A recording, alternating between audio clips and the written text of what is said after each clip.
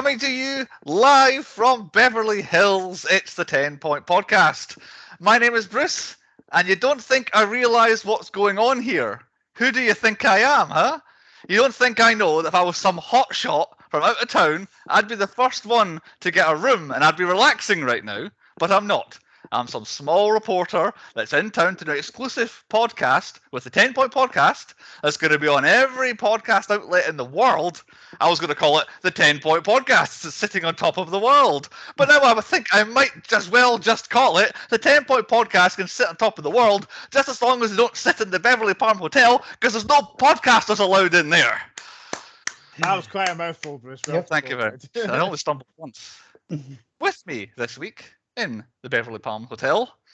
First, it's Chris. He's doing something dumb again. Oh, that was awful.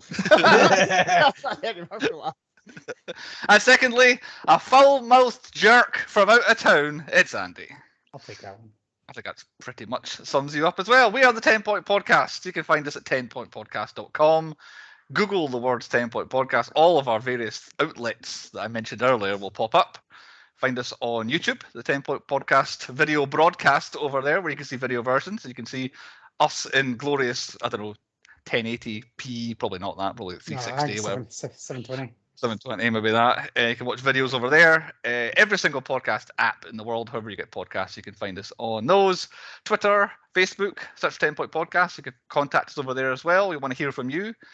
We want to hear what you think's good, what you think's bad, how you've missed us over the last extra week's gap in between episodes, because Andy was on holiday, and yes, that is not, as Chris thought, one of Andy's photos behind him that he took on holiday.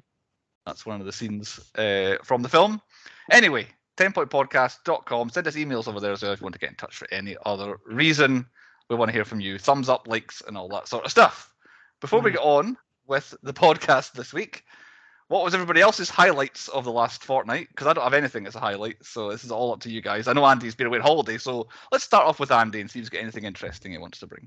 I watched Guardians of the Galaxy 3 in America because it needed to be done. It needed to be done. It needed to be done. Had a certain extra specialness that it was in America. I did. I watched it at Disney Springs, which is like ultimately the best place you can watch it. It's a Disney film. It's in Disney. It's perfect. I even got a free lunchbox.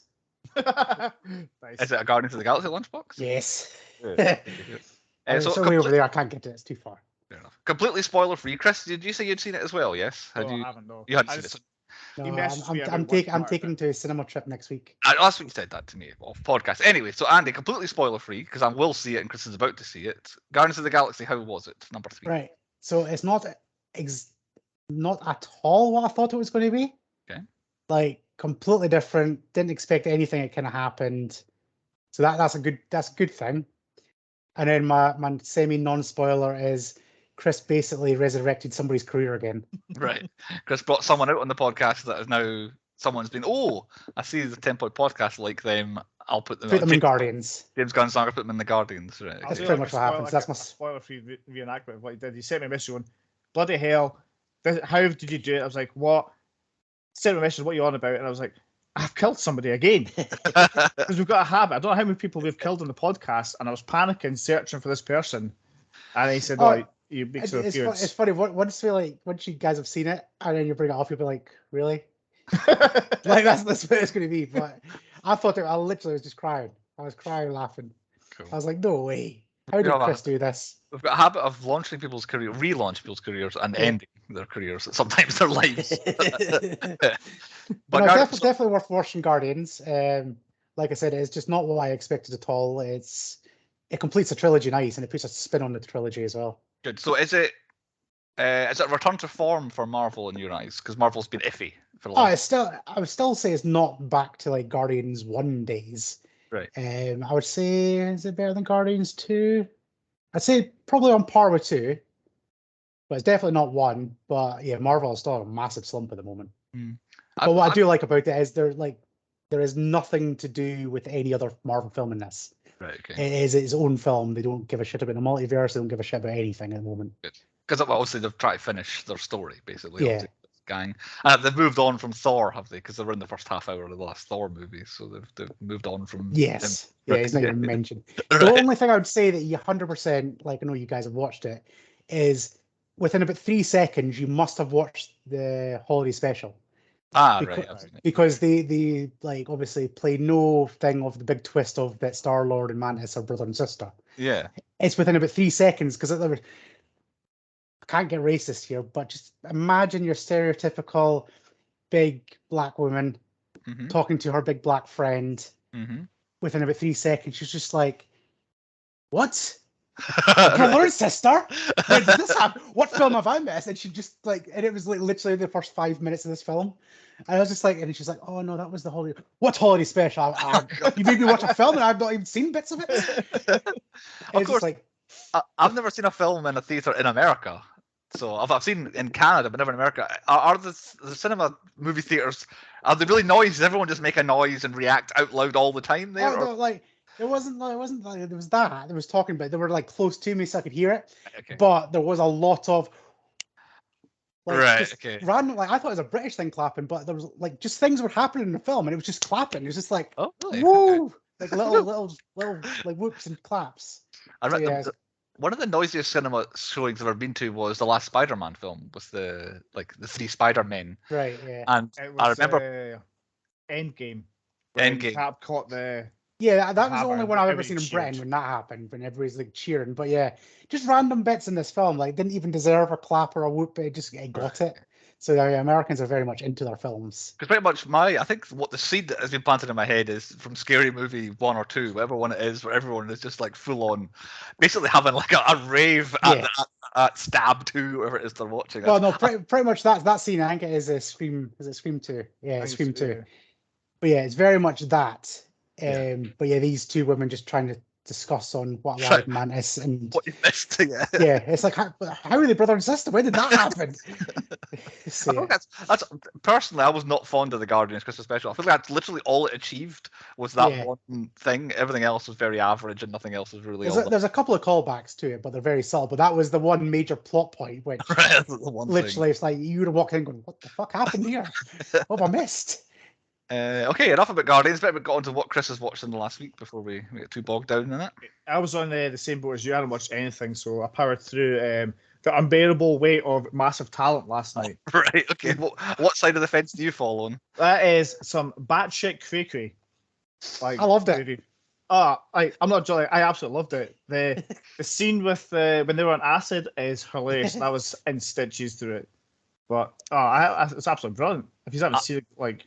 Everybody's listening. Watch it. It's amazing. I don't know if I hated it. I was so disappointed with it. I thought, right, here we go. This could be really, really quite good. I'm intrigued to see where they're going here. And as the film went on, it just kind of got worse and worse for me. It did get a bit too serious. I wanted more comedy about it, but it did get a bit too.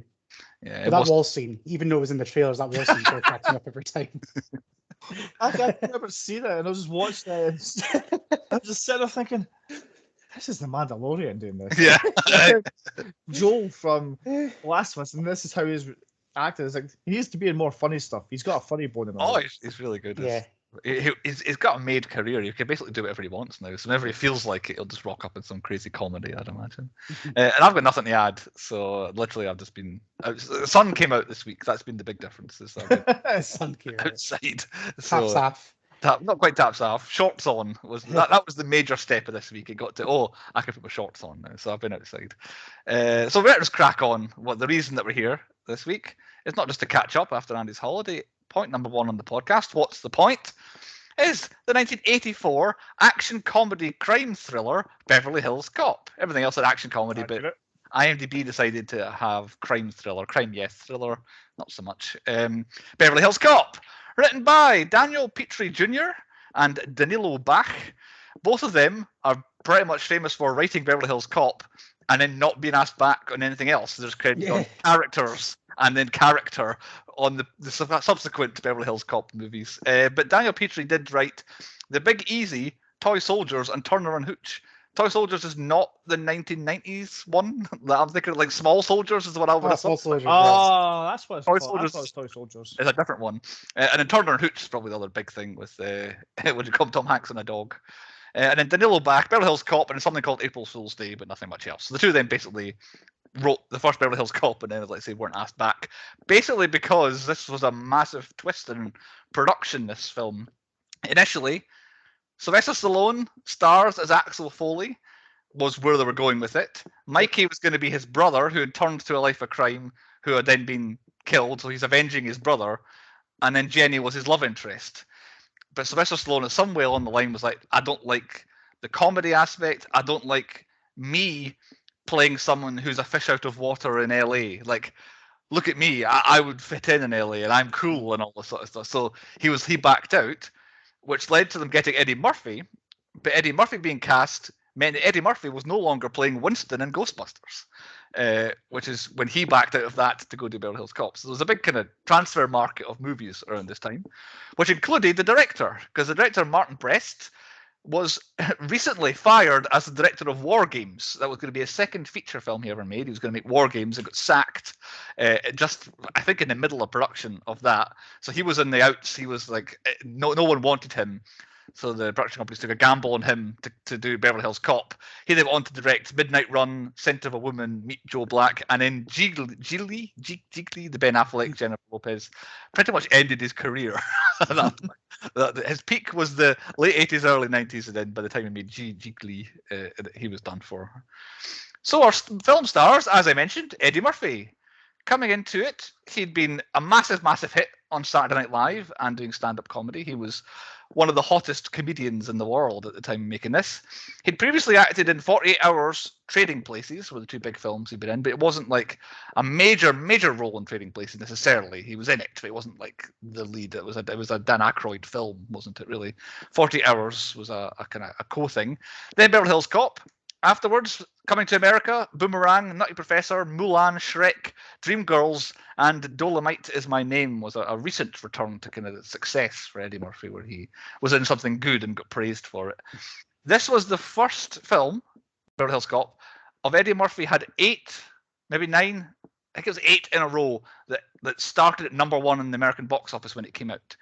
This was #1, and his next 7 films were all the #1 movie in America after another. There was a black period for him, kind of like Adam Sandler had. Yeah. And maybe still has. Yeah, and then like Jim Carrey, we always cover him in the 90s, where he every film he had was the biggest comedy of, not even of the year, of the season, basically. I reckon Bowfinger killed his career.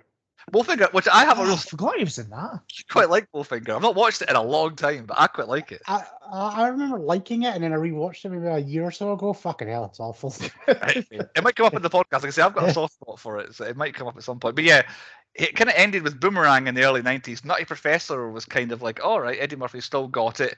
It's kind of moved a wee bit differently. Now, Nutty Professor's a wee bit different from what he had been doing. And then Bowfinger was at him done. And it was Mulan and Shrek. Like, okay, I know what to do. Voice acting at that point. Co-starring as Jenny Summers, Lisa Eilbacher. Famous for An Officer and a Gentleman, 10 to Midnight, Beverly Hills Cop, and Leviathan. I don't have much else to add about Lisa Eilbacher. That's really pretty much her peak was around this sort of time. As Victor Maitland, Stephen Berkoff, who he's just one of these actors, names, faces, and otherwise that you just thought, oh, I know that guy from things, but it's quite a strange list of famous things he's been in. Chantel hates him. That's a fun fact. Right? Actually him, or yes, actually him. Actually him. Fair enough. I can see how he might be that kind of character. Yeah, she had to do photo shoots with them. Apparently, they're either right twats. Not the best to deal with. I see. Clockwork Orange, Barry Lyndon, Octopussy, all before Beverly Hills Cop. Then the hilariously named Rambo: First Blood Part 2, which is a perennial hilarious movie name. Then The Tourist and The Girl with the Dragon Tattoo were his kind of late career highlights. But he is in not everything. Some actors are in everything, but he's just in random stuff. Like he'll show up in like Coronation Street and then a Hollywood movie and then some sort of like, I don't know, Hacksaw Slasher 7 and then be in something else quite serious and quite well respected. He just takes work whenever he kind of fancies it in all these different genres. The Stephen Berkoff, nearly always being this malevolent kind of villain in all of them. And the fourth person I picked up on as Detective Billy Rosewood, Judge Reinhold, famous for Fast Times at Ridgemont High, and then the Beverly Hills Cop series and the Santa Claus series, and not much else. I can't work out, why is Judge Reinhold so famous? Really, like, does he have something I'm not aware of that makes him? No, it's Beverly Hills Cop. Because he showed up as a judge in Arrested Development, and that was the joke that he was like the Honourable Judge Reinhold being a judge, which apparently he also played that in the Clerks animated series. He played a judge Yes, as well. So there's that joke, and I think it gets mentioned in Family Guy and all that sort of stuff. But basically, Fast Times at Ridgemont High, Beverly Hills Cop is what he's famous for. I think I'm not sure what else he does. A lot of stuff he does is like meme worthy, so it keeps popping up in like, memes and stuff. Yeah, I think so. Yeah. It's got a strange career, does Judge Reinhold. Anyway, there are our major name. That's the thing. I think so. Memorable name. I think so. On a budget of $13 million, that's $13 million. Beverly Hills Cop in 1984 opened first weekend in America, $15 million. It became the first R-rated film to hit $15 million its opening weekend. It broke the record for an opening weekend.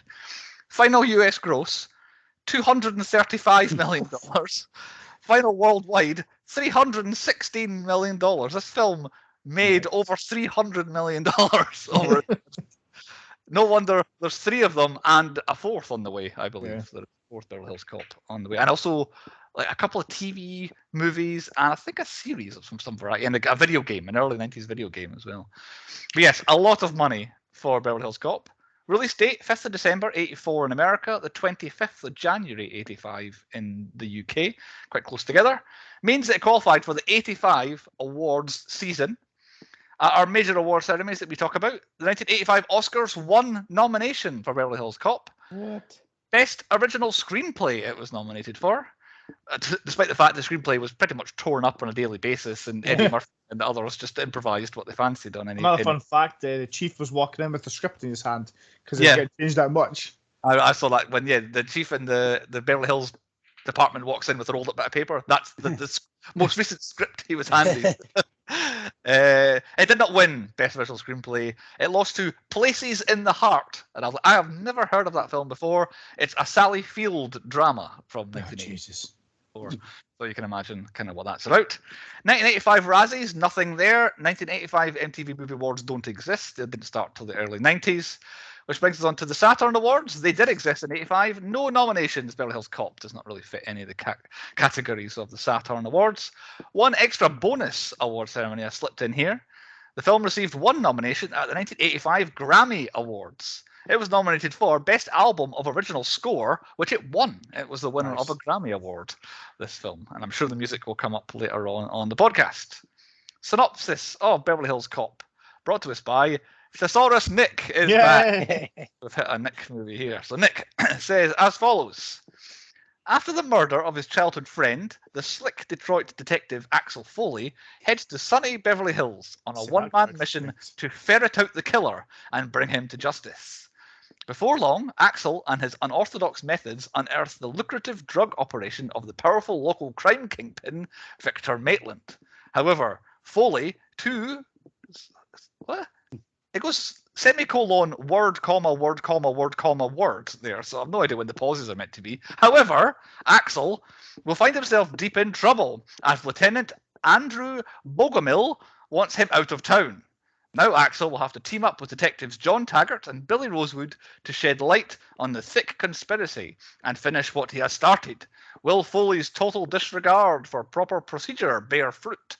He did not say the thing. He normally says the thing. Who picked Beverly Hills Cop? It was me. I picked it. The reason I picked it... Before you carry on, what you should totally do next time is use AI to write a synopsis for you and see what better. I might try that, actually. Because genuinely, I was struggling with a quiz on this one, and I went on, was it ChatGPT thingy? GT, yeah. Yeah, and I literally said, write 10 questions on Beverly Hills Cop, and I shit you not. 10 bang-on questions. Is that what we're doing? Are we doing that quiz? Nope. Oh, because I feel something better. However, what I just did, I've just done a synopsis for this. All right, okay. Which, like, you can see it, but it's like wrote a whole thing. A wall of text, is it? Right. Yeah, but like, it's bang on. It's like Beverly Hills Cop is a 1984 American action comedy film directed by Martin Best, starring Eddie Murphy as Detroit police officer Axel Foley. Yeah. The film follows Axel Foley as a cop working in the neighborhood in Detroit when his best friend Mikey is murdered. So it's got the whole thing. Okay. This is AI. Next time I'm struggling, next time Nick or Claudio's not there, I might get just I tell you, just anything. Can you write a 50-word synopsis. I wonder if it would do like that, because they're going to take over the world eventually, AI, so they could surely do that. Yes, I picked it. I don't know if I actually revealed how I came up with my 5 films for this season. I accumulated together a bunch of films I wanted to pick, settled on 5 of them, and then like, okay, now what theme links these? And then I realised that yes, cops and or robbers linked together all 5 of the films that I wanted to do. Plus, this one was my comedy option within amongst my 5, because cops and robbers aren't necessarily always police academy films. So, and also thought we've not actually done anything, I don't think, could tell me wrong, outside of police academy. 80s comedy is not too much we go to, because obviously we grew up with 90s comedy and then 2000s comedy. So 80s comedy, we don't normally go that far back. And I thought Eddie Murphy, never done him before, go for that. And I remember quite liking it, because I think I've at most seen it twice before. I've not seen this film a lot. It's not. Yeah. I genuinely thought I had seen it, but I don't think I have. What? I've seen the third one, the theme park, but I don't remember this one. I'm positive that I haven't seen either of the other 2 in kind of total. This is a classic. Yeah, it's just one film that kind of slipped past me. I guess it was always because it'd be like an 18-rated film. Then it came out the year before I was born, so therefore it would take me a long time to catch up to be old enough to actually watch it. Just interrupt you one more time on AI. Since you said write a 20-word synopsis on Beverly Hills Cop, this is what I came up with. A Detroit cop goes to Beverly Hills to solve a friend's murder and uncovers a wealthy businessman's criminal activities. There you go. Perfect. AI. In fact, let's just have it write the podcast for us every week. That's what I was thinking. Saved me a lot of work, actually. Yeah. We'd all seen it before. No, Chris hadn't seen it before. No, I don't think I have. Chris never seen it before. That means that I will make you go last at the end, then, so I can change that. No, what channel would we normally find Beverly Hills Cop on then? Channel 5, because it's all over Channel 5 at the moment. It's actually on Channel 5. Is it? Yeah, it's actually on Channel 5 all this week. Like Channel 5, Channel 5 Star, Channel 5 +1. Oh, that's perfect. Great. That's the answer then. That's what channel we would watch it on. I watched it on Sky Cinema. I think it's one of the films that's always lurking around on there. But unless you guys could tell me otherwise, we'll watch the normal version. However, one alternate Blu-ray version, so let me know if you saw these scenes, includes Axel questioning a Detroit mobster that he's friendly with following the death of Mikey in Detroit. And then he prepares for his trip to Beverly Hills rather than just like kind of rocking up into Beverly Hills. He does a bit of packing and a bit of preparation. So we all watched the standard version of Beverly Hills, so Beverly Hills Cop. On to point 2 on the podcast, which is the high points. So we thought the best bits and things were of the film. Whoever picks usually goes first, and that is me. And I'll just start with the very beginning. A banger of a tune, and the heat is on. Literally, my first 3 words are absolute banger of a tune to get you going. Yeah, this is in the top 3 starts of movie history. Right. Okay. Number 1 is Mortal Kombat. Yep. Unfaltering that, I think. Yeah. Number 2 is Die Hard with a Vengeance. Summer in the City song. Yeah. And then this. That's my top 3. I also personally I like it blaring hot town. He is on really upbeat party song, which is all depressing sights of Detroit. It's brilliant. Detroit's a shithole, but this song just makes it. Yeah, I think this is an advert on TV as well just now. It's everywhere. It's like a Tesco advert or whatever it was. I think it is actually. Yeah, I'm pretty sure it is a Tesco's advert song at the moment. It's a good song that you can apply to many different situations. I'm just going to jump in with my high point. Like the soundtrack through this entire film is absolutely banging. It's probably one of the best we've had. Even if it's very 80s, just pop songs, or if it's the actual score, it's great. I don't know about you guys, but if I ever hear Axel F, which is the do song, outside of the context of this film, I always think of the Crazy Frog. Yep. Yeah. Like Crazy Frog ruined this fucking song. I always do the ding ding bits in between. but when you watch the film, it fits in so perfectly, and I'm like, all right, this is it. And I don't think of really the Crazy Frog that much. Obviously, my new one's the Family Guy one when Peter does it. Oh, does he? I didn't know. Yeah, he's like that one, and then another. Yeah, it's just memed everywhere. And like we'll go with as my ultimate high point is that song, because there's some boring bits in this, but when it's boring, that tune just kicks in. It's like, I'm back. I don't care. There's just some walking. That song's playing. I don't give a shit. That song just cheered me right variations of it as well. Yeah. Like low key ones, and then there's a do like the full on front one. Now I was hoping that Chris would count how many times that played. I'm hoping that's going to be a thing. No, I never. Fuck's sake! But like, I'll tell you, the first time it's literally him getting out of his car and walking to his apartment. Is just a do. That's like, It's like the most mundane thing ever. That's a question about him when he parks his car at the beginning. What's he do? Like he parks it. What does he do after that? He kind of gets out of it and then is like Must hopping. forgot a handbrake. Yeah, he forgot a handbrake. Right. Okay. I couldn't work it. Like I couldn't actually work out what he was doing at that point. Yeah, forgot to put it in park. Right. Okay. But yeah, you're right. That's literally when the song starts, which I don't have the timestamp on that, but Yeah. it's quite early, quite soon after we've had the Heat Is On finishing. I'll just carry on with my next high point, which is the next bit, basically, the truck negotiation scene, where we don't really know who Eddie Murphy's playing yet. We don't really know the situation, but the sight of them doing the I don't know, the quite clearly stolen truck of cigarette negotiations while the police car just drives into the background and then reverses back a bit. And slowly it's coming closer and closer towards them. It's very good. I very much like that. I didn't realize he was a cop there. I thought he was just, I know, some hoodlum who then got recruited into the cops, like so much like Police Academy, but Police Academy style. I think that is. I could be wrong here, but my memory says that's kind of the premise of 48 Hours, which came a couple of years before this, where he is this wisecracking kind of, I don't know if he's a gangster or a criminal, and he ends up getting put with this surly Nick Nolte police officer to work on a case together, and that's the whole point. He's Eddie Murphy, he's this grumpy guy, and have to work together. So I don't know if they play off the fact that that film was like that this film starts, and here's Eddie Murphy back at it again, selling cigarettes that he's clearly stolen. So that might be what you're supposed to think. And then, oh, actually, no, he is. Because obviously, there's a whole bit where at the end of my half the same high point, that chase, the truck chase, with 100% genuine stunts and real cars and real practical effects. Really in Detroit as well with explosions. When he goes around the corner, you see this like a guy just swing around on the chains, and I was like, "Fuck hell, he's getting barred here." Yeah, I see that nowadays. I do enjoy that it's very much a 1983-84 filming out in public, because it's like the streets are just lined with people watching. Like it's these people who they're standing waiting for something to happen. It's like that's not naturally what it's like, but you're filming out and about. One of the other bits of trivia, I don't know if Chris picked up on it, is one of the shots of Detroit, the depressing ones at the beginning with The Heat Is On. There's one guy standing talking to people, and he's kind of going like this, moving his hand around in a circle. Apparently, that same guy was watching them do the stunt thing the previous day or something like that, and that's him explaining to these other people. Like, oh yeah, and the truck comes around the corner, and it's like, whoa!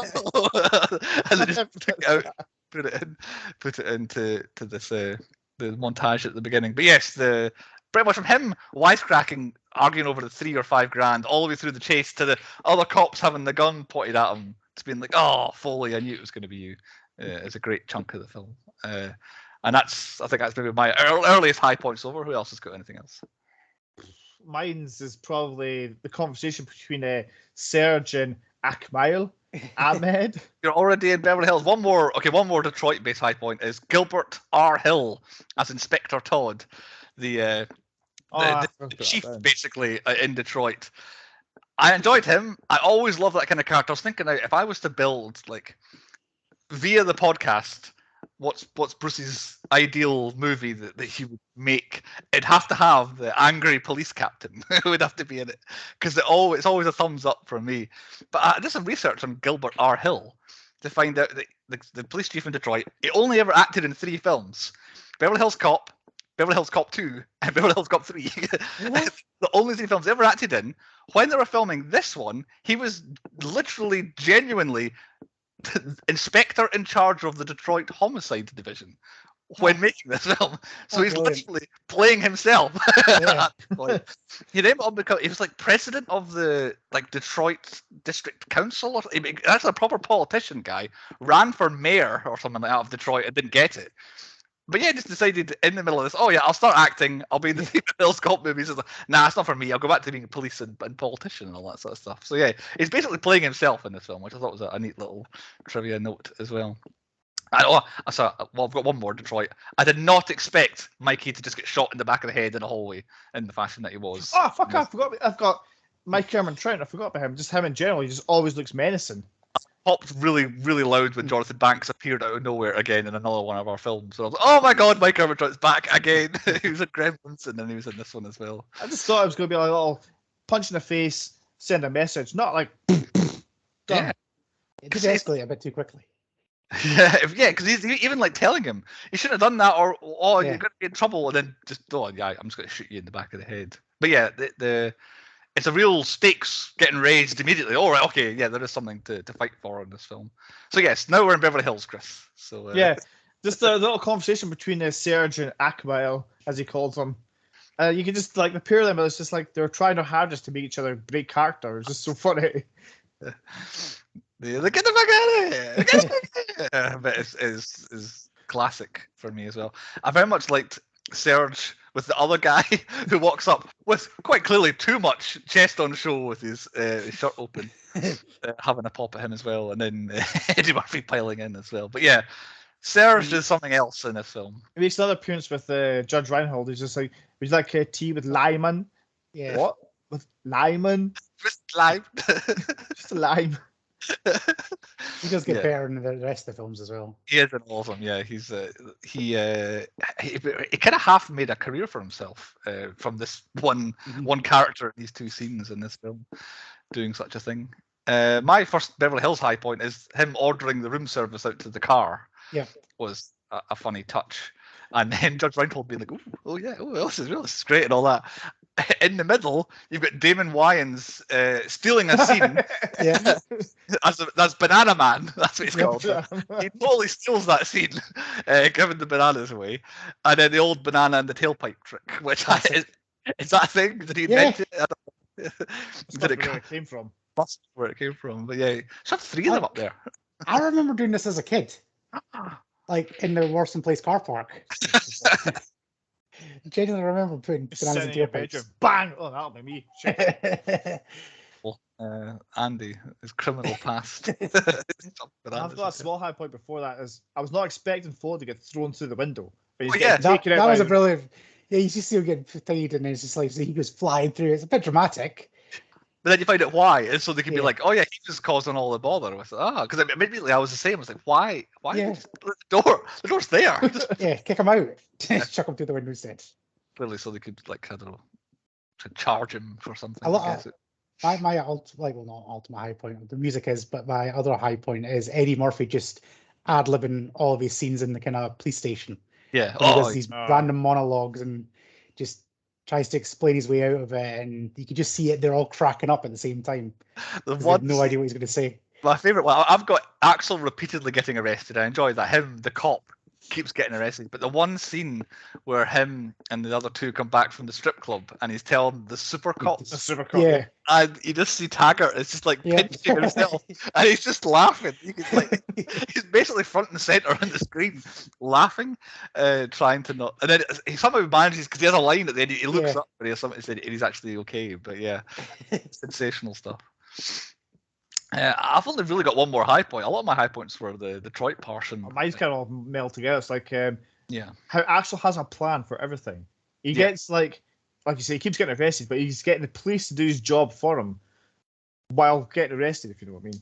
He also he's a tremendously quick thinker as well. Like he will come up with a whole plan, a whole story just on the spot like that. But you're right, he comes up with ideas. Oh, my best way to go about this is to do that, and that as well. I had to mention about the tailpipe and the thing, like the way he loses the cops over and over again. He's just sitting there waiting for a red light, and he goes like that, drives away. He goes, where is he? Did keep up with me? Yeah. But then the getting into the restaurant and the chlamydia stuff. I've got it down here. I had it written down. Herpes simplex 10. That was it. Well, again, that's a great idea. Oh yeah, I will say something that this man will not want to go tell the scary criminal guy over there, so that he'll let me in. It's like at the very end at the hotel. Like, was he like? Do you think he was planning to actually pay the bill, or was he like waiting for somebody to pay it for him? Well, see, this is the ultimate bit. Like, I always thought, like, I don't know, it's Mandela effect, that it was a ludicrous bill that he ended up paying, but you never find out how much it actually was. Yeah, exactly. Because he said it was cheap. He bought 2 more dressing gowns. Yeah. But yeah, because it was, I think I saw it adjusted for inflation. Basically, in today's money, he was spending $600 a night or something like that. For that's single room rate, of course, but you got a suite. But yeah, I don't know. At the start, he says it's $260 a night. He's like, you can see his brain thinking, Yeah, it's fine. I could work this out. Yeah. Actually, I thought my taking was he's shocked how expensive it was, but he's got too far at that point. He's like, oh, right, yeah. But you're right. I feel like he was going to pay it somehow. Yeah. Maybe he's a rich cop. I'm going to sneeze. Someone else wants to go for a high point. I'll do that. Well, my very last one is the Maitland's compound, where it all just kicks off, and you've got Taggart and Billy. So you go around that way, try to get up the wall. Yeah, the film turns into Scarface at the end, which is the last half hour. Is Scarface. There is a guy that actually just looks like Scarface shooting his machine gun as well. They're great movie goons, every single one of them in their like 80s suits, sunglasses, with sunglasses, just spraying bullets. Not hitting anything.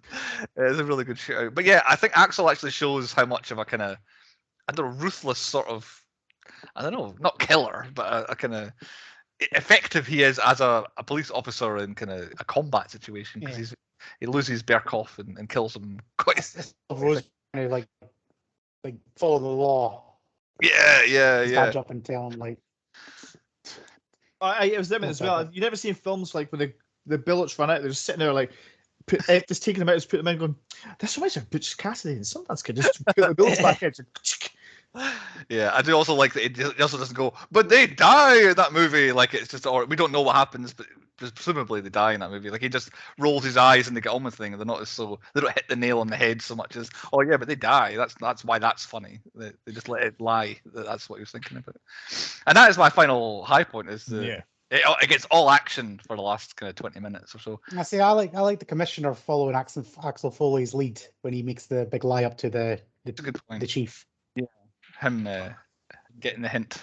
And then you get like thingy just basically going like they're all waiting for him. Is he going to be a good cop, or is he going to buckle? And he finally buckles. I still think if he told the actual story, it'd have been fine. You know, I don't know. Well, to be fair, when he was like saying it off, it was like that is almost what happened. Yeah, it's not a million miles off. It's like pretty much what he was. Yeah, he kind of twisted everything rather than making anything up. But he didn't necessarily have to. He just could have said, "Oh well."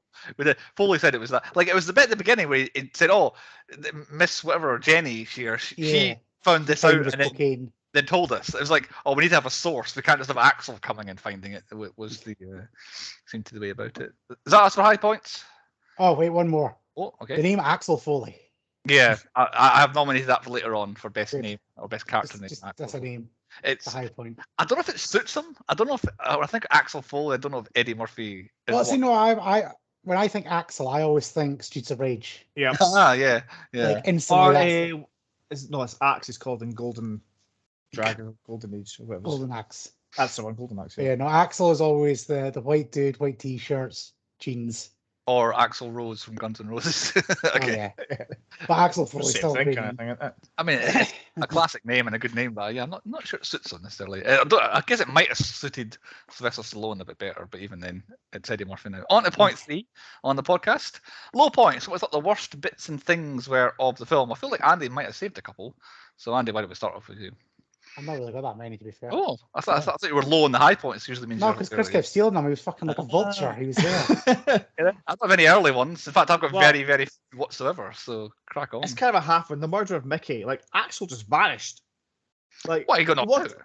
Well, I never saw that. I watched it the first time. I must have looked away for a second, and I fucking watched it twice and still missed it. He was gone. It isn't a flash.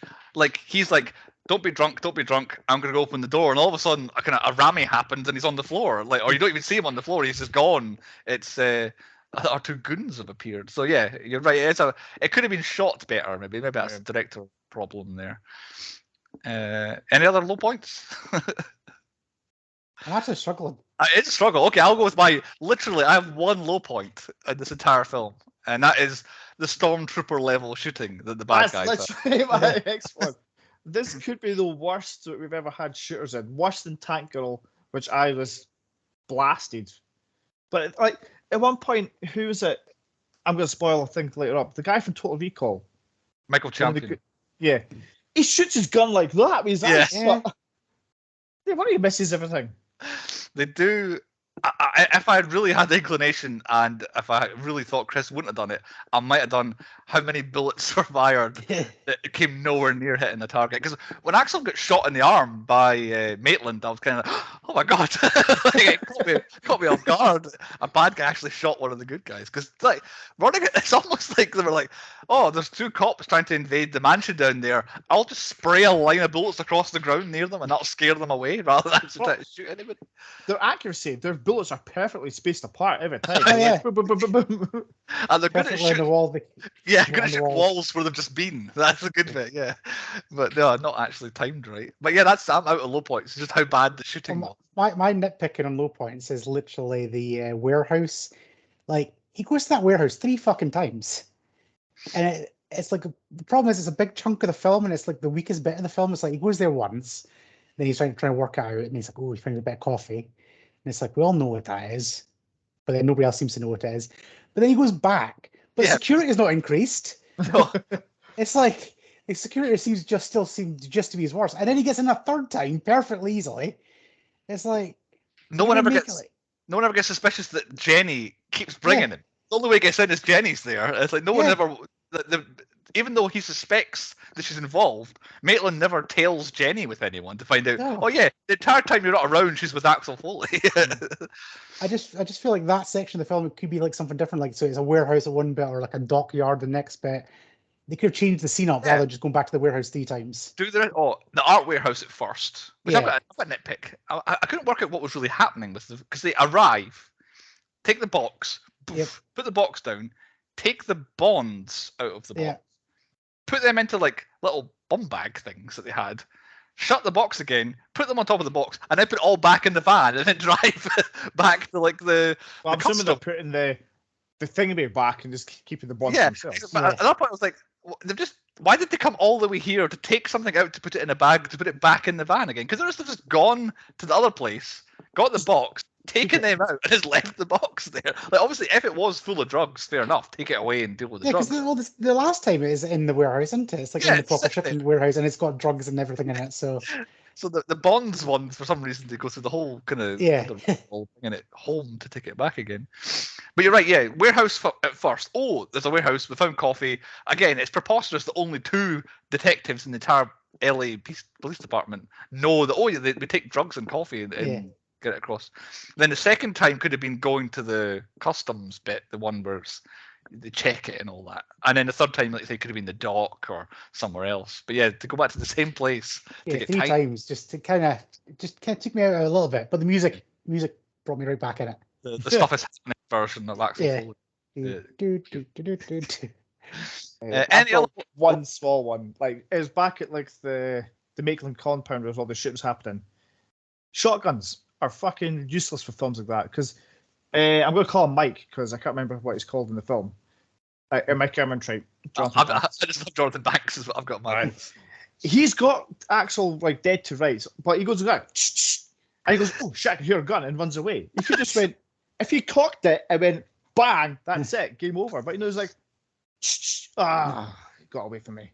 I do feel like the villains were out of their depth a wee bit. They were never prepared efficiently. This is why in big movies you see the goons are military style trained to this sort of stuff is the reason why. Is that us then? All one final one. Police cars. If there's more than 2 in a film, they're going to crash into each other. Yeah, that's a movie fact, isn't it? Yeah. Why did they all crash into each other? In the no, it's like you think they're just like trained police officers. You think you're able to stop? Yeah, like they kept going like 10 deep to hit each other. Even Bogomil crashed, and he actually decent at his job.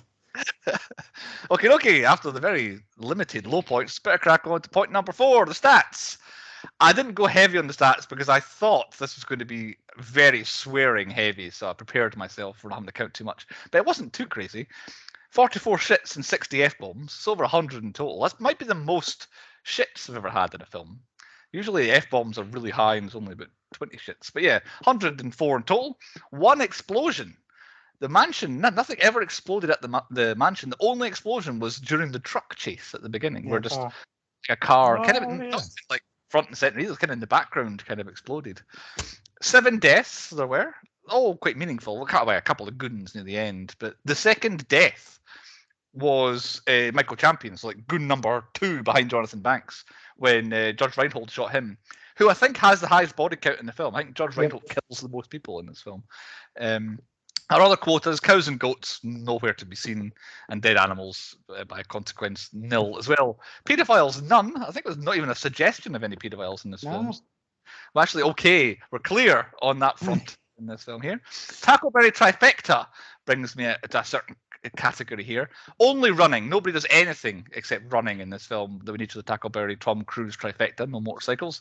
However, I raise you this question: do we think Axel Foley is gay? Because the film is the film's quite unique in this genre because there is no love interest. Like him and Jenny, that is not a thing. It is not meant to be that. And Mikey, just before he dies, that bit at the start of the pub is a bit weird. So I don't know. Is the suggestion meant to be that the two of them are former lovers or something like that, or is it just nope? It's just sexless. This film. It's just about what's happening. I thought it might be quite interesting. What your reading was of it, if we're supposed to think he is. Never even noticed because I don't give a shit about any of that stuff. I'm assuming Chris is the same. Well, the whole thing with Mikey at the pub was very like homoerotic. It was just, like right in each other's face, and it was just like, "Oh, I love you" and all that. And I was like, well, maybe it's a bit gay. Well, I'm not judging them by this. I'm just saying it would be unique, certainly for 1984. Not only is it a black star. Go watch like the. Again,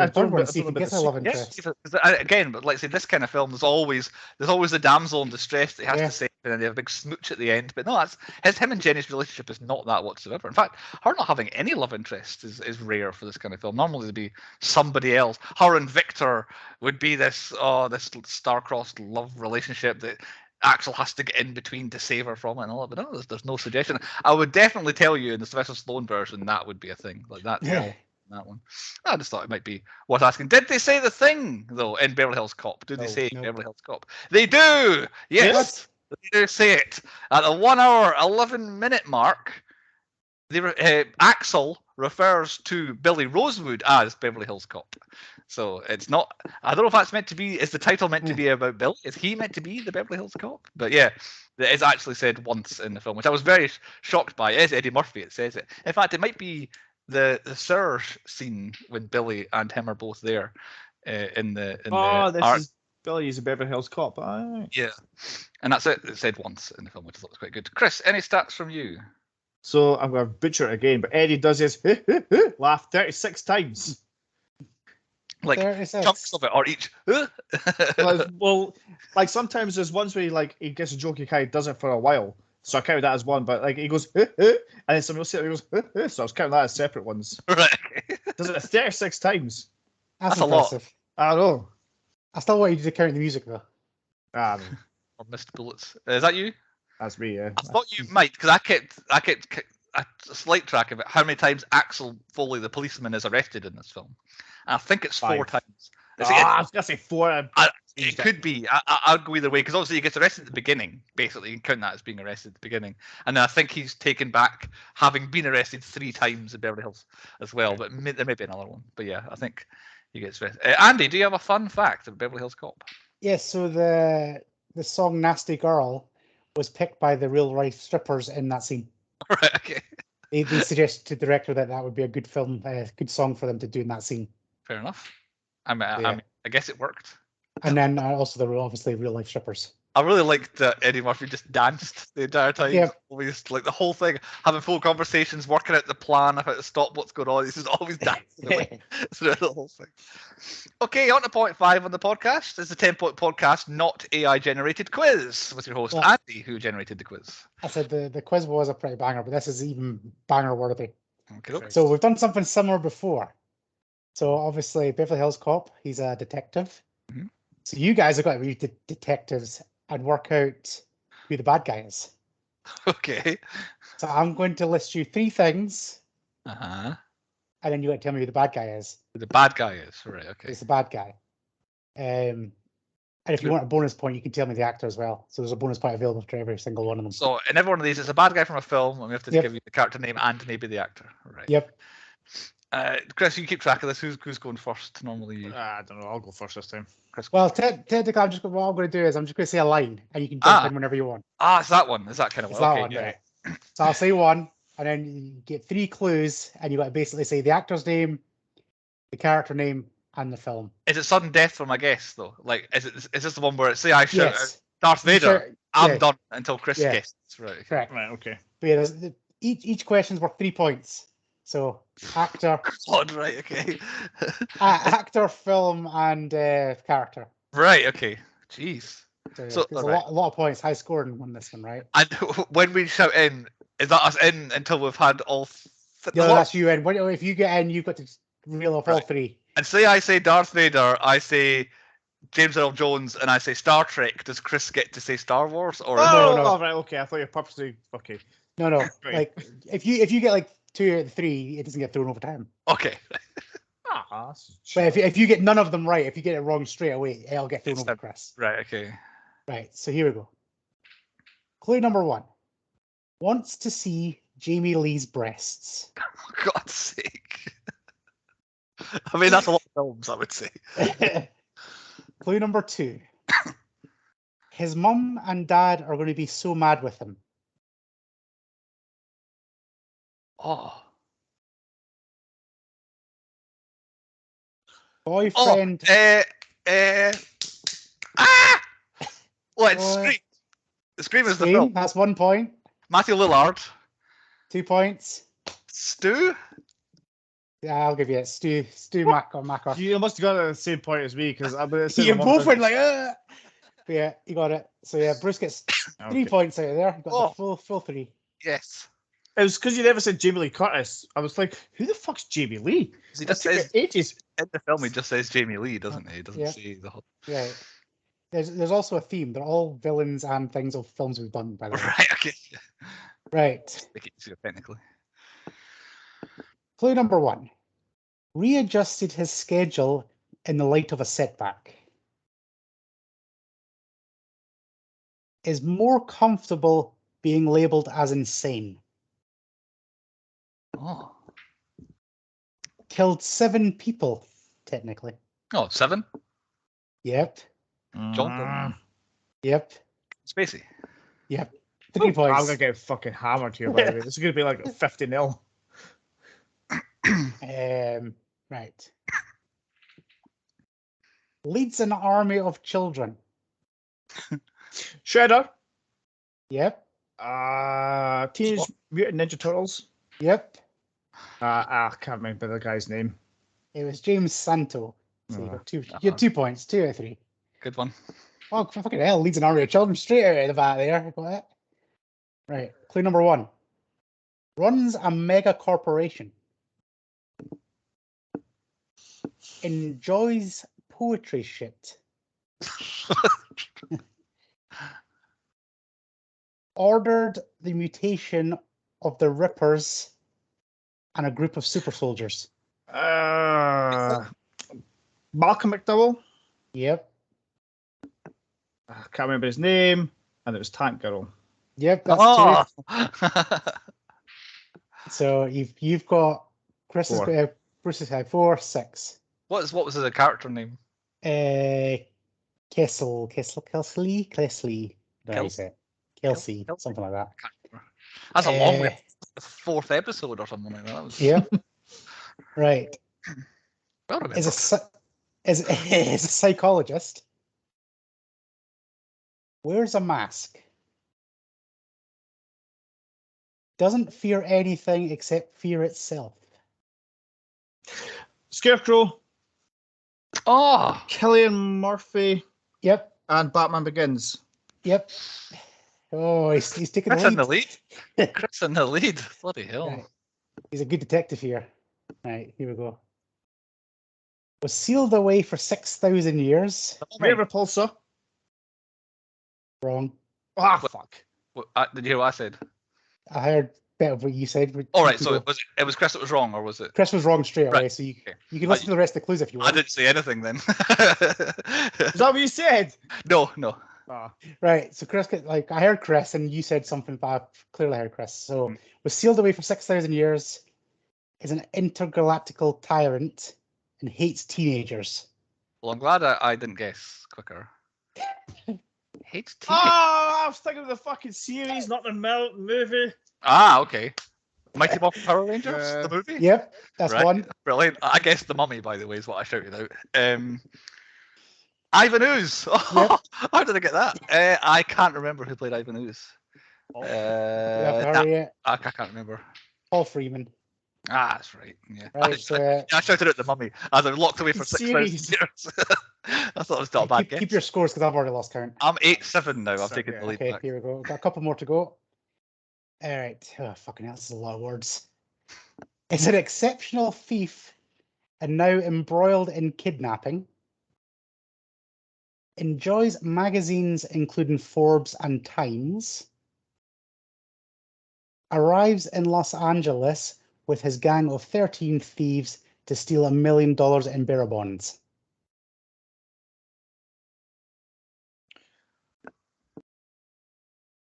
Hans Gruber, Yep. Oh, Die Hard, and Alan Rickman. Yep. He got it. I couldn't place all that. I was like, it's not. I was like, it's not Den of Thieves. No, it's not the Tony Robber. Yeah, that's worth the these.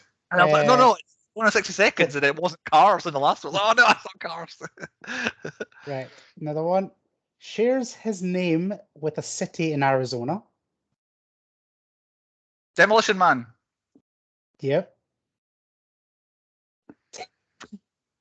Wesley Snipes. Yep.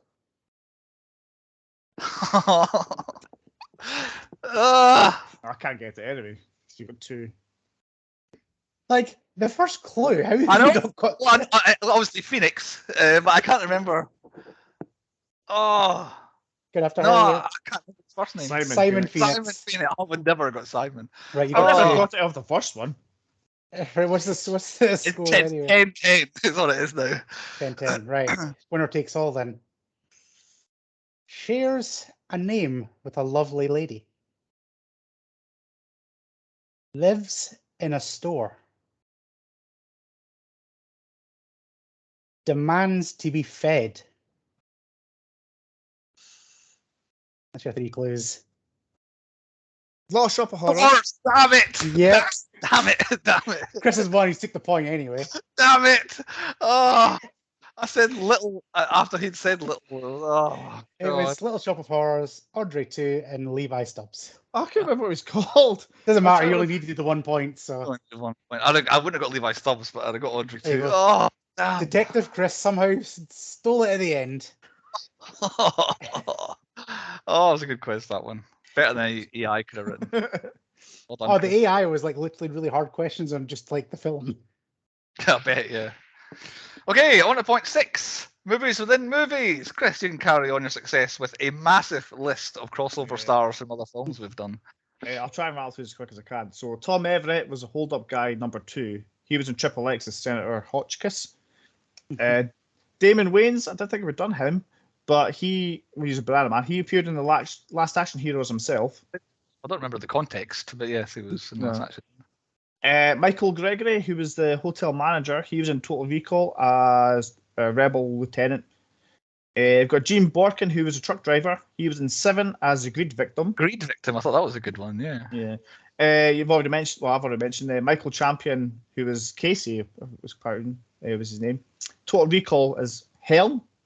Yeah, he was the guy who we complained about the most. The terrible. He looks like the girl from the Goonies. Yeah. Yes. Does, yeah. Paul Reiser was Jeffrey. He was in Aliens as Burke. I thought he was the ultimate bad guy. You could have picked him. Jonathan Banks, who's Zach, was his name in this. Gremlins is the deputy. James Russo, who was Mikey Tandino. He was in Django Unchained as Dickie Speck. He was one of the owners of Django at the very beginning, who Christoph Waltz kind of rescues Django from with the Speck brothers. Judge Reinhold is Billy. He was in Gremlins as Gerald. But again, 2 of the people in this film are both in Gremlins, with Jonathan Banks and Judge Reynolds. And the last one, I hope, Johnny Cox as Lieutenant Bogomil was in Total Recall as Cohagen. He was Cohagen. I knew I recognised him from somewhere. I didn't have him as Cohagen. I think I've got a different order from you, which is kind of screwing me up a bit here. But I think you hit everybody I got as well, Chris. Okay, good. So, yeah. So was that 1, 2, 3, 4, 5, 6, 7, 10? 10 again. I'm getting too many films, I think, here. Have you recast the 3 of us into roles in the film, Chris? I did. I nearly put myself as the Hill. Is it Hill? Is it the start? The detective who shouts at Axel Foley because when I get angry, my vocabulary just shrinks down to 2 words and it's fucking shit. So, but I put me and Andy as Billy and Taggart. Yep. And I put Bruce as Bogomil. Oh, I had myself as Axel. I thought I was a bit more of an agent of chaos. Well, yeah. When it comes to the podcast, all the way through this film, I was just thinking, yeah, he's Judge Reinhold. Yeah, Chris is Judge Reinhold, definitely. Yeah. All the way through. You get lumbered with him, I think. Yeah, so I think perfect. Okay, I agree with those, Chris. There, fine. Could this film have come out in 1995? Well, Yes. Beverly Hills Cop 3 was 1994 is when it came out, so technically yes. However, it had a $50 million budget and only took 120 at the box office, so that's why they stopped making Beverly Hills Cops around that time. The money had run dry, so it could have done. In terms of nothing dates it, but yeah, probably not. Dead Man Walking, I nailed it here. I couldn't remember, but after they killed Mikey, I thought it's too obvious to say Jonathan Banks. I'm going to say Michael Champion, his kind of weird pal, didn't really do anything, and also he's the one who hit Axel, and he was the second guy. Literally the next death after Mikey, hour and a half later, was Michael Champion. So I'm well proud that I nailed that one there. Who's in the wrong movie? I think Serge is in the wrong movie. I think he'd be better served with like 2 extra scenes in a different movie, which might be Beverly Hills Cop 2, I guess. I don't know if anyone else is necessarily in the wrong movie. I don't know if you've got anybody. No. Jenny, maybe? I don't know. I guess Paul Reiser is kind of in the wrong film. Like, why has he got one scene, basically, in this? And which movie trope do we want to see die that's in this film? I've got, not a big one, it's not a trope, but our bonds, like the money bonds, they're only ever in films. Like, only ever in real life. Bank robbers steal bonds, millions, tens of millions of Deutschmarks worth of bonds, but they're not a thing. Do they not have them anymore? Are they gone? Did they ever exist? I don't even know what even Hans Gruber wanted them. They are. Yeah. It's like they didn't steal money, they stole bonds because Untraceable. yeah, allegedly, yeah. Just imagine a bank saying, what did they get? Oh, they got millions and millions of bonds. Nobody cares what they fucking are. Anyway, it's fine. The money's just got this guy coming in the next day going, can I cash these bonds in, please? What were you guys? Tropes into die, Chris, what were you? I went for Brits are always the bad guys. Yeah, yeah, we are. Yeah. And Andy, what were you? Mine's a hard ass commissioner cop guy. Like just always, it's like I can't believe that every single one of them just doesn't believe a word that the troopers are saying. Oh, I love that trope. That's one of my favorite tropes. And every film, even if there's no police in it, I want that in every film. Point 7. That one thing. What one thing defines this film? What is the one thing? Literally, it's it's the theme song, actually. Undoubtedly, unanimously, that's the one thing. Point 8 is our nominations for the 10 Point Podcast Awards. Chris leads off our nominations and we argue with him. I went Best Actor as Eddie Murphy. Has to be. Even though he's not really acting, he's just being him. It's Eddie Murphy. Yeah, Eddie Murphy. My best supporter, I put Ronnie Cox. He's been awfully quiet in the podcast. I thought he was a good. Yeah, I go for that. Yeah, good shout. My best team was Axel, Taggart, and Billy. I went just Taggart and Billy because they're a team for longer, and I enjoyed them squabbling like with the red meat stuff and all that. That's how Judge Reinhold got the part, because he was like he read that part and they just like improvised it. So right. Into the movie. A bit straight into the movie. My whole film's improvised, I think. My biggest bell end was the police chief. I guess so. You can see how he's got a point, though. But my best villain is actually Jonathan Banks, because he kills somebody. The other guy doesn't do anything. He looks mean as fuck. Yeah. Does okay then? I can't take a bad guy seriously with a massive spot on his head. Yeah, there's that. I quite like Steven Berkoff. Like basically the one scene where Axel just walks into his office, and he's being all evil bad guy behind the desk. I had him, but yeah, if you guys both think it's Jonathan Banks, I can't argue. It does make me want like a rope. Yeah. Like that scene there's nobody in the room, just press his button and like fucking 6 people just press nowhere. It press a few buttons, so it must have been like I need teams 1, 2, and 3. Best twist that Ronnie Cox was actually a good guy. Every film I've ever seen him in, he's the villain. And RoboCop he's a villain, and Cohagen, Total Recall, and there's something else. He's the bad guy, and I can't believe me remember what it is. That's your biggest twist. Yeah. My opinion, I generally seen him and I was like, oh, he's a fucking dirty cop here. He's working with that guy. It's just try to get rid of him. Deliverance? Is he a baddie in Deliverance? I wasn't that. For life, I can't remember what it is now. What one did I pick? It's RoboCop and Total Recall. Maybe that's it. But yeah, the only films I've seen him, he's a bad guy. Is he in Dexter? Is he a baddie? Because he's in that. Yeah, I haven't seen that. I didn't have a nomination for best twist, but I thought just instantly killing Mikey just by shooting him back head was quite a good twist. Like you kind of think he's going to be a character in the film, basically. And it's just like, poof, no, he's dead. Avenge me. My biggest jump scare was when Maitland shouts "shut up" at Jenny. I generally shit myself because I had my headphones in. I was just watching it. I'm just talking, "Shut up," and I generally crap myself. My best cameo was Damon Wayans. Yep. That's not a cameo. Sorry. Why was that not a cameo? Because he's not. He wasn't. This was his first film he was ever in. It's not a cameo. Yeah. I'm counting that as a cameo. He's not in It it. was unexpected. Yeah. My most unexpected was Jonathan Banks. Well, it is Jonathan Banks again, yeah. But that's the category. He's not a cameo. Because he's in the film literally because they needed to shoot a scene that wasn't able to be filmed so they could get fruit. It was supposed to be a potato they put in the tailpipe. Well, yeah. But they couldn't film the scene, so they had to come up with another one. So Eddie Murphy's like, I know this guy, bring him in, he can give me bananas. It's not like, oh, we'll get Damon Wayans. Ryan Reynolds, would you class that as a cameo? Why? In 1984, probably not. No, Well, because I'd he'd be like class it as a cameo 5-year-old. because he's in it for like a second. And I know who he is. Technically, we need to give Chris like a retrospective cameo. So Yeah, That's why I'm he's a cameo it's a now cameo, because it's the Chris best knows thing. him from other things. the Chris Cameo Award. Yeah, we'll do that, right? You can have a Chris cameo. It's basically, that's what most unexpected, that's what the Danny John Jules Award is. Well, that's what I wanted to put Jonathan Banks in there, so I class another one as a cameo because he's in it more than a cameo. Jonathan Banks. Oh, God's sake. That's why I put him as most unexpected. So Right, okay, we get. I'm I know, happy mate. first. I'm happy first to have the Chris cameo, which is a retrospective cameo.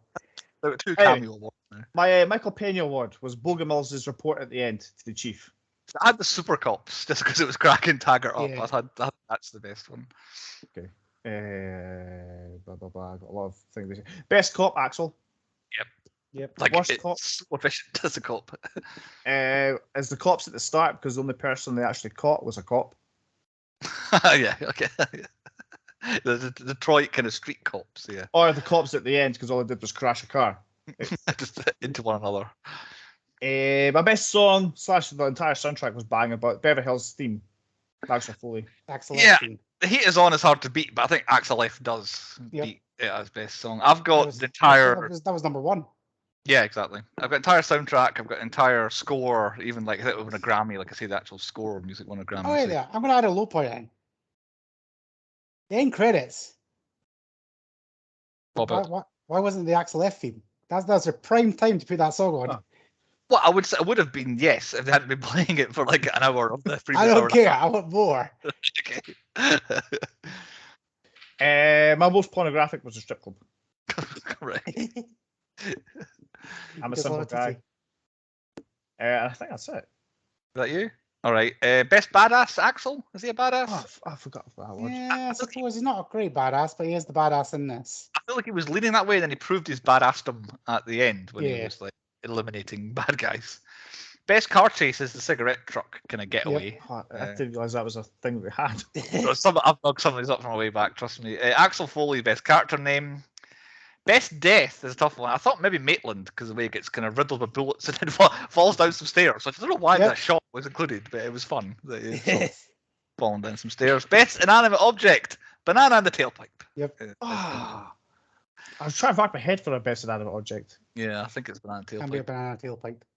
Best plan is either Axel blagging his way into the hotel with the Michael Jackson stuff, or blagging his way into the Harrow Club with the Herpes Simplex 10. That's the one. Or banana tailpipe. Maybe banana tailpipe, but I think the other were a bit more. Probably there's more steps to the banana tailpipe plan. But I think maybe the Harrow Club with the Tell him Ramon we met last week. That's all good. Best reaction: get the fuck out of here! Get the fuck out of here! When he does that to Serge. Best product placement. Have you got one, Andy? Lucky Star cigarettes. Oh, there we go. I had Mercedes because they kept saying Mercedes. They kept saying Mercedes. Yeah, Mercedes. But yeah, Lucky Strike. Lucky Strike cigarettes, yeah. Best set, the mansion at the end, Maitland's mansion. Yeah. Is that a set? They do blow up. It's always good for a set when they blow up. Best stunt, I'll go for the truck, unless you want to say the shootout, but I think it's. No, I'd say truck. Or truck. Somebody was swinging out of that damn thing. Yeah. I'm not going over that again. Not going over that. Most underused, Paul Reiser. I feel like I don't know if he was big yet, but I think I would have wanted more of him. I don't know if he's in the second one or whatever. And then stupidest character, I think Mikey's pretty stupid because he quite clearly just stole a whole bunch of bonds from criminals. It's like pretty terrible. I don't have anything in worst whatsoever for nominations here. Not one single. One single worst. On to point 9, moral of the story. What we thought the lesson we're supposed to learn from Beverly Hills Cop was. Andy, what's your moral of the story? Don't go to LA. It's shite. I don't think that was the moral of the story. Yep. It's full of gangs and criminals. I get full of. I mean, the police didn't look especially busy. I don't know. I don't know if it was full of them. I think the moral of the story is lie your ass off. Because that seems to be the end, the kind of wrap-up scene was, oh, look, he started lying too. At the end. Chris, what was your moral? I would say you don't always have to listen to your boss. Yeah, definitely. Don't listen would be the 10th point is the 10-point rating when we rate the film out of 10. Chris hadn't seen it before, so he goes last, and I'll go first because I picked it. I think this film might be flawless, but not everything is a high point. I think we really struggled to find low points. There's not really anything wrong with this film. It's really watchable. Like you could just stick it on, and nothing is annoying, nothing's irritating. The music, which they play over and over again, is not annoying or irritating, which is a good sign. And it does move. There's a couple of dull bits, but it's still always moving along. Always. Then they play that music. Yeah, exactly. Every time they play music, it ticks along nicely. So yeah, I can't fault it. However, it's not a full-on 10 out of 10 thumbs up. So I'm going to give it an 8 out of 10 for me because it's so good. Andy. 7. 7. 7. 7. Chris. I absolutely loved it. Like I've never seen it before. Pretty much the same as you. It's like I've literally nitpicked just so I had something to say for low points. I got like pretty much to the end of the film. I didn't have anything written down. I was like, oh fuck, I need to add something here. Like you said, it's pretty much flawless. I can't give it a 10 though. So I'm the same as you, 8. 8 from you as well. Not bad. That'll be an 8 officially, I would say, with 2 8s and a 7. Officially 8 out of 10, Beverly Hills Cop. A nice little treat there. Like I wasn't really expecting too much from it, but yeah, we got a lot of talking points, and we all had a good time watching it, which is the and it's not too long. Usually when I pick good films, this is a nice segue for Chris's next bad pick, isn't it? Yeah. Once more, my theme is cops and/or robbers. This one was the cop end, not so many of the robbers. Although I was happy to see that there were some robbers involved in the cop side of it. Yes, Chris. Your theme is unfinished business and sometimes starting business this season, and you're not sure what you're going to pick. So we've been excited. Well, because if it's shit, I can punch him in the face physically next week. Yeah, next week's episode is going to be a little bit different, but we'll get into that next week. Chris, it's your pick. What we have? I have attempted to watch this film more than once, and I've never got through it. Oh, for fuck's sake! But it's a film that I've been wanting to watch. Oh no! Fall asleep. You're gonna hate it because of who the director is. Oh no! No, interested. My next pick is Snatch. Snatch. Okay. Cops and robbers.